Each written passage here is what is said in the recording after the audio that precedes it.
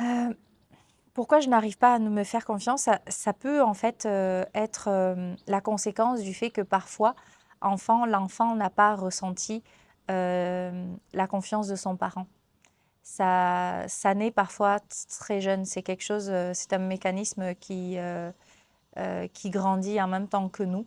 Et quand on n'a pas ressenti, je ne dis pas que le parent n'a pas fait confiance, mais quand l'enfant n'a pas ressenti que son parent lui faisait confiance, en fait, il a besoin d'aller chercher l'approbation et la valorisation à l'extérieur, ce qui fait parfois, moi j'appelle ça en fait, c'est une mémoire de dévalorisation, une mémoire euh, ouais, d'approbation, ce qui fait que l'enfant, en fait, va rechercher constamment la confiance dans le fait de faire au lieu d'aller la retrouver dans le fait simplement d'être ce qu'il est.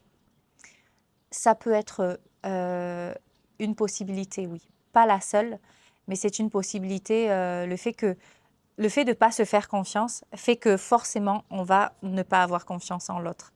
Donc, en fait, on va marcher un petit peu sur des œufs et la personne, même si ce n'est pas dit, va forcément le ressentir et ça va générer des relations instables, des relations où on a l'impression d'être, oui, de marcher sur des sables mouvants, de marcher sur des œufs, en fait.